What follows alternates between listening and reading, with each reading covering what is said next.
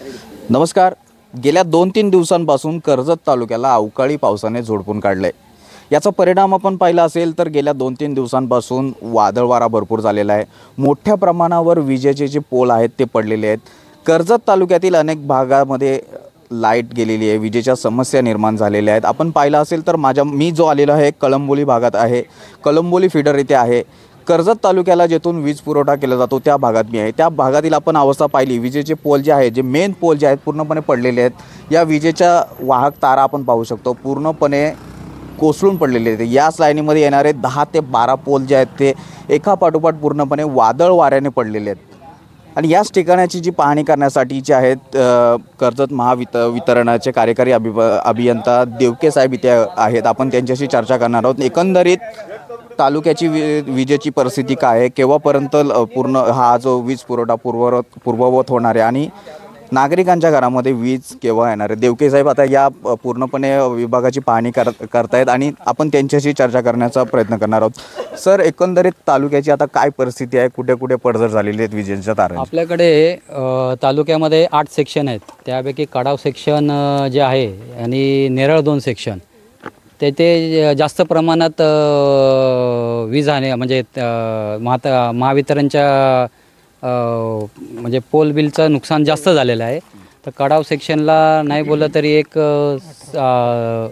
30-40 ST pole, LT एक 35 pole गेलेले आहेत. नेरळ 2ला कालच्या म्हणजे 13 तारखेच्या ह्याच्यात ते जे झालं होतं एक 60-70 पोल, पण जे 16 तारखेला झालं त्याच्यामध्ये एक 40-50 पोल पण ॲड झालेले आहे.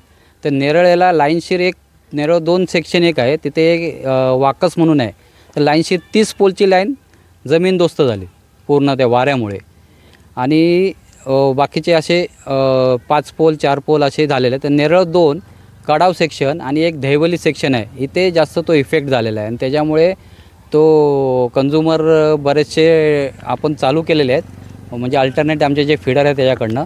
आता ह्या कडाव सेक्शनला ह्याच्यावरून आम्हाला अल्टरनेट दुसरे सोर्सेस आहेत, तिथून जेवढे DTC आहेत तेवढे आम्ही, म्हणजे आता आजच्या घडीला एक 15 DTC जर बंद आहेत, त्यातले आम्ही जवळजवळ एक 7-8 DTC तिकडनं चालू करत आहे. पण जे 7-8 DTC त्याला तुला अल्टरनेट नाही, तर ही लाईन उभा करूनच आम्ही जवळजवळ एक 15-16 गँग लावून आता सध्या काम चालू आहे. तर ते 1-2 दिवसात आम्ही क्लिअर करायचा प्रयत्न करणार. सर, आत्तापर्यंत बघितलं असेल तर अशी घटना या अगोदर कधी झाली नव्हती. एवढ्या मोठ्या प्रमाणात लाईट कधी गेलेली नव्हती. मोठ्या प्रमाणात पडझड झालेली. एकंदरीत काय कारण असू शकतं आणि केव्हापर्यंत पूर्ववत होईल? ह्याच्या आधी तोक्केमध्ये ही घटना झाली होती खूप मोठ्या प्रमाणात. त्यावेळेला माझं जॉईनिंग होतं इथे 20ला.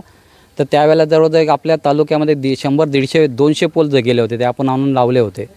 तर हे ॲक्च्युली ते बोलतात अवकाळी पाऊस. हा अवकाळी पाऊस वगैरे नव्हता, हा वादळी वारा तवक्यासारखाच होता. कारण त्या प्रमाणातच हे नुकसान झालेलं आहे.